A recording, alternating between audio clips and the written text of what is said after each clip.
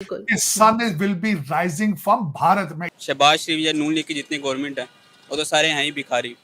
इतने अरब खरबपति लोग आ गए इस मुल्क में। कहेंगे कि हमारा नवाज शरीफ उठा के ले जाओ, हमें नहीं चाहिए। कह रहा हूँ ये मेरी बात नेशनल चैनल के ऊपर जानी चाहिए, ये इंटरनेशनल चैनल और इंटेलेक्चुअली बैंकरप्ट जर्नलों के ऊपर मैं खुद आईएमएफ की मीटिंग्स में बैठूंगा।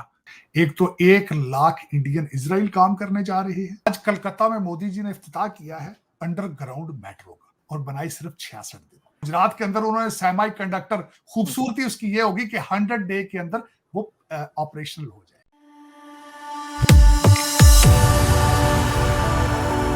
जय हिंद दोस्तों, मेरे चैनल मोदी डिश में आपका स्वागत है। दोस्तों, इस वीडियो को लाइक शेयर और मेरे चैनल को सब्सक्राइब करना मत भूलिएगा। तो दोस्तों, आज पाक मीडिया बात करे कैसे साजिद टेररिस्ट जब भारत आए थे तो उन्होंने भारत की तरक्की देखी और फिर अमेरिका जाके वो अब कह रहे कि सन ईस्ट से राइज नहीं कर रहा, ना ही चाइना से कर रहा है, बल्कि सन भारत से राइज कर रहा है और भारत फ्यूचर में अमेरिका से भी आगे जाएगा, क्योंकि भारत में जितनी तरक्की उन्होंने देखी है उतनी अब अमेरिका में भी नहीं हो रही। और अमेरिका को भी एक तरह से अब भारतीय चला रहे हैं, क्योंकि गूगल और माइक्रोसॉफ्ट और जो बड़ी बड़ी कंपनियां हैं उनके सीईओस या टॉप मैनेजमेंट में अभी भारतीय ही है। और साजिद टेररिस्ट यहाँ पे ये भी कह रहे हैं कैसे भारत ने एक अंडर वाटर मेट्रो बनाई है सिर्फ 66 डेज में। तो साजिद टेररिस्ट साहब कह रहे हैं कि भारत अगर ऐसे ही चलता रहा तो जल्दी ही अमेरिका से भी आगे चला जाएगा। दोस्तों, ये वीडियो बहुत ही मजेदार है, तो इसे आप पूरा जरूर देखिएगा। तो चलिए इंतजार न करके वीडियो देखते हैं। शहबाज शरीफ या नून लीग की जितनी गवर्नमेंट है वो तो सारे हैं ही भिखारी। इन्होंने जब भी जो है गवर्नमेंट किया या तो अमेरिका से भीख मांगी है या फिर नरेंद्र मोदी से। कहाँ से इतने अरब खरबपति लोग आ गए इस मुल्क में जो सुबह शाम अपने जहाज इस तरह उड़ाते फिर रहे हैं जिस तरह लोग साइकिल नहीं चला पा रहे इस मुल्क में या मोटरसाइकिल। कि उसने मुबारक दी है तो हम उसको वापस मुबारक में ये कहेंगे कि हमारा नवाज शरीफ उठा के ले जाओ, हमें नहीं चाहिए। आप अपनी मुबारक भी पास रखो, नवाज शरीफ भी ले जाओ। उन्हें पाकिस्तान से कुछ भी नहीं चाहिए। वो कहते हैं हमें बेसिकली एज अ मुस्लिम और एज अ पाकिस्तानी आप भी ये चाहते हैं कि हिंदुस्तान तबाह हो जाए। नहीं, मैं नहीं चाहती, मैं कहती हूँ काम करो। नहीं सर, आप क्यों चाहते हैं? मैं इसलिए चाहता हूँ क्योंकि वो हमारे खिलाफ। आम आदमी की कुव्वत खरीद 2 बल्ब और 1 पंखा चलाने की कुव्वत नहीं होगी तो सारा मुल्क तो चौक हो जाएगा। लोग भूखे मर रहे हैं, गाँव में आटा नहीं मिल रहा है, लोगों को पानी का प्रॉब्लम है, लोगों को बिजली के मसाइल का प्रॉब्लम है। 1 घंटा बिजली आ रही है, जी 1 घंटा बिजली जा रही है, एक आ रही है, ठीक हो गया। ये आवाम के सामने मैं ये कह रहा हूँ ये मेरी बात नेशनल चैनल के ऊपर जानी ये चाहिए, इंटरनेशनल चैनल पे और ये जाएगी। जो तो आईएमएफ को प्रेशर डालना पड़ेगा पाकिस्तान के इंटेलेक्चुअली बैंकरप्ट जर्नलों के ऊपर। उनको कहना पड़ेगा कि खुदारा इलेक्शन के लिए कुछ करो, हमारे लिए बहुत प्रॉब्लम है। पाकिस्तान में कोई अदालत अनफॉर्चुनेटली एग्जिस्ट नहीं करती, पाकिस्तान में कोई रूल ऑफ लॉ नहीं है। पाकिस्तान में एसेंशियली जो चीज एक प्रिमिटिव सोसाइटी की है वो बैलेंस ऑफ पावर है। जो ऊपर से कटाई होगी, माली वाली हुकूमत होगी, ऊपर से कटाई होगी, थूक पॉलिश ऊपर से होगी, और जो आईएमएफ करेगा। और ये जो साहब हैं ये खुद इन्होंने अब वादा किया है कि मैं खुद आईएमएफ की मीटिंग्स में बैठूंगा, तो ये होगा। और ये खुद आईएमएफ की मीटिंग्स में बैठेंगे, जिससे पता नहीं क्या होगा, शायद आईएमएफ 6 बिलियन से 12 बिलियन दे दे। ये सारे शहबाज शरीफ, जरदारी और नवाज शरीफ हैं कि वड्डा जो प्रोजेक्ट लाओ ते वड्डी कमीशन खाओ। मतलब कि आप 5000 स्कूल ना बनाएं, एक जनाब वो बना दें ऑरेंज ट्रेन, तो 5000 स्कूलों के बजाय हर में से परचून के मुझे कमीशन खानी पड़ेगी, मैं एक ही प्रोजेक्ट में खा लूं। ये जो थे Brazil, India, China, south Africa, ये 100 बिलियन पे थे, लेकिन 2023 में बाकी वेस्टर्न वर्ल्ड 0 पे आ गई है और ये सारे के सारे जो हम $200 बिलियन पे चले गए हैं। That is how Brazil, India, China, south Africa in लोगों ने हेल्प की है। और मैं आज मेरा ये पहला दिन है अमेरिका से इस ट्रिप के बाद, और मैं पहले तो ज़बानी और अपने रिसर्च और किताबों के हिसाब से कहता था कि sun is rising from the east.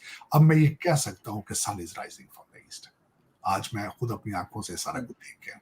उसकी वजह क्या होती है? फंडामेंटल रीजन आपको बताना चाहूंगा आज। उसकी फंडामेंटल रीजन ये होती कि कौमें, जब कौमों के अंदर एपेटाइट हो, कौमों की ख्वाहिश हो कि हमने तरक्की करनी है, जब नेशनलिज्म उनके अंदर आ जाए तो फिर तरक्की होती है।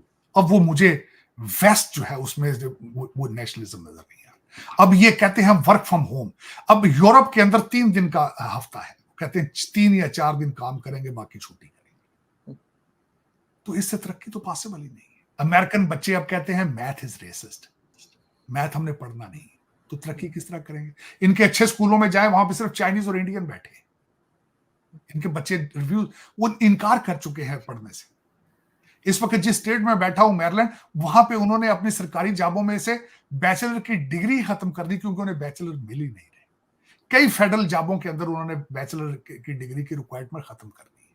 इस वक्त आप प्रैक्टिकली वॉशिंगटन डीसी देखें तो Washington DC is run by Indian technocrats. मैं उनको मैंने डायस्पोरा कहना छोड़ दिया है, वो डायस्पोरा नहीं है, दे आर टेक्नोक्रेट्स। तो और दूसरा, बल्कि मैं उसके साथ आज आपको ये भी बताना चाहूंगा, भारत के जो इस वक्त फॉरेन मिनिस्टर हैं वो 2 कंट्रीज के दौरे पे जा रहे हैं, जनूबी कोरिया, साउथ कोरिया, जापान में। एक तो 1 लाख इंडियन इजराइल काम करने जा रहे हैं, और दूसरा जापान में भी उनको बहुत ज्यादा फॉरेन वर्कर की जरूरत है। वो भी जाहिर है इंडियन जाएंगे वहां पे, और फिर वो वर्कर नहीं जाएंगे, टेक्नोक्रेट बन के जाएंगे, और वो जाके वहां पे अपने भारत को प्रमोट करेंगे। इस तरीके से कौमें तरक्की करती है। सर, प्राइम मिनिस्टर भी तो आगे हमारे यहाँ नए, और मोदी जी ने मुबारकबाद भी दे दी है। मुबारकबाद भी दी ना, क्या करना, क्या जरूरत अभी? मुबारकबाद भी दी है, लेकिन शिप भी पकड़ लिया उन्होंने।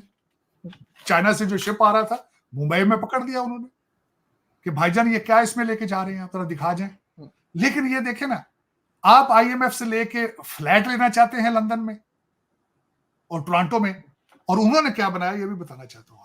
आज कलकत्ता में मोदी जी ने इफ्तिताह किया है अंडरग्राउंड मेट्रो का। आप IMF से कर्जा लेना चाह रहे हैं, आप जिहाद करना चाह रहे हैं जाके, जरा इस खबर को जरा आप खुद देख लें। 4.8 किलोमीटर दरिया के नीचे से उन्होंने कलकत्ता और हावड़ा, एक जगह है जो कलकत्ता के साथ इंडस्ट्रियल जगह है, उन्होंने उसको जोड़ा है दरिया के नीचे से, क्योंकि ट्रैफिक बहुत ज्यादा थी। 4.8 किलोमीटर की टनल 9 किलोमीटर दरिया के नीचे से जाके बनाई है, और बनाई सिर्फ 66 दिनों में। कमाल ये 66 दिनों में बनाई।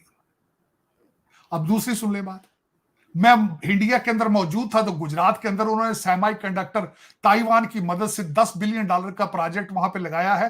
खूबसूरती उसकी ये होगी कि 100 डे के अंदर वो ऑपरेशनल हो जाएगा, एक 100 डे के अंदर। तो आरजू, मैं ये ऐसे नहीं कह रहा, ये मैं हवा में नहीं छोड़ रहा हूं कि sun will be rising from Bharat. मैं ईस्ट का भी कह रहा हूं। ईस्ट का पहले मैं चाइना का भी कई दफा साथ शामिल करता था, लेकिन इस वक्त उनकी इकॉनमी बहुत स्लगिश है, हालात उनके खराब हैं। कोविड के बाद उनके हालात ठीक नहीं है। लेकिन आपको मैंने जिस तरह पहले बताया था कि ये मेरी इंफॉर्मेशन नहीं है। IMF ने कहा है कि तीसरे क्वार्टर में भारत की जो इकॉनमी है उसने 8.4% ग्रोथ की है, और उसके बाद जापान की 0.9% पे है, अमेरिका की 2.1% पे है, फ्रांस की 1% पे है, यूके की 0.06% पे, और जर्मनी नेगेटिव है, नेगेटिव 0.05% पे है। तो आप खुद आज अंदाजा लगाएं कि सन कहां से राइज कर रहा है, ये खुद सोचना होगा। चलिए दोस्तों, इस वीडियो पे बात करते हैं। तो साजिद तरह साहब ने सही कहा कि भारत बहुत ही तेजी से तरक्की करता जा रहा है, और इसीलिए भारत ने अपने इंफ्रास्ट्रक्चर में भी बहुत पैसा लगा ताकि जो चीन से इन्वेस्टमेंट बाहर जा रही है वो भारत की तरफ भी आए, और ये हो भी रहा है। एप्पल अपना प्रोडक्शन भारत में शिफ्ट कर रहा है क्योंकि चीन की इकोनॉमी नीचे जा रही है, और चीन जो अमेरिकी बिजनेस है वो उनको पर रेट कर रहा है, क्योंकि चीन का कहना है कि ये जो अमेरिकी बिजनेसमैन है ये चीन से टेक्नोलॉजी और सिगरेट चुरा के अमेरिका को भेज रहे हैं। तो इसीलिए बहुत सारी जो अमेरिकी कंपनी है वो भी अब चीन में इन्वेस्ट नहीं कर रही, और चीन से पहली बार जितने पैसे आए हैं उससे ज़्यादा बाहर गए हैं, और ये चीन में 40 साल में पहली बार हुआ है। और ये चीन के जो अमेरिकी एम्बेसडर है उन्होंने कहा है, तो चीन की इकोनॉमी नीचे जा रही है। तो साजिद तरह साहब ने सही कहा कि सन अब ईस्ट या चाइना से राइज नहीं करेगा बल्कि भारत से करेगा, कि भारत इकोनॉमिकली बहुत ही आगे जा रहा है और जल्द ही चीन का मुकाबला करेगा। अमेरिका को क्रॉस करने में भी टाइम लगेगा क्योंकि अमेरिका अभी भी दुनिया की सबसे बड़ी इकोनॉमी है। चीन उसकी रफ्तार बहुत ही कम होगी और मुझे नहीं लगता कि वो कभी भी अब अमेरिका को क्रॉस कर पाएगा, क्योंकि चीन की जो प्रोजेक्टेड जीडीपी ग्रोथ है वो 2-3% के करीब कहा जा रहा है, और 2-3% के साथ वो कभी भी अमेरिका क्रॉस नहीं कर पाएगी। नॉमिनल जो जीडीपी होती है वो चीन की अभी भी अमेरिका से बहुत ही ज़्यादा कम है, और भारत जीडीपी ग्रोथ 8% के करीब है, और भारत 2047 तक चीन को क्रॉस कर लेगा, क्योंकि भारत की जीडीपी ग्रोथ भी अच्छी जा रही है, और भारत के पास जो चीन का प्रॉब्लम है डेमोग्राफी का वो भी भारत का नहीं है। तो चीन को 2047 तक मुझे लगता है भारत क्रॉस कर लेगा, और अमेरिका क्रॉस करने में 2075 या 2080 लगेगा। और आखिर में मैं ये कहूँगा कि पाकिस्तान और आईएमएफ का जो मामला है, आईएमएफ पाकिस्तान को लोन देगा, पर आईएमएफ के जो कंडीशन होंगे पाकिस्तान के लिए वो बहुत ही ज़्यादा सख्त होंगे। तो पाकिस्तानी मीडिया ने सही कहा कि आईएमएफ और पाकिस्तान के बीच जो नेगोशिएशन होगा वो बहुत ही आसान नहीं होगा। तो इसीलिए अमेरिका का भी पिट्ठू बना हुआ है पाकिस्तान, ताकि आईएमएफ उसे आसानी से लोन दे दे। तो चलिए देखते हैं कि फ्यूचर में क्या होता है। दोस्तों, ये वीडियो देखने के लिए बहुत बहुत शुक्रिया, और हमारे चैनल सब्सक्राइब करना मत भूलिएगा। Thank you very much.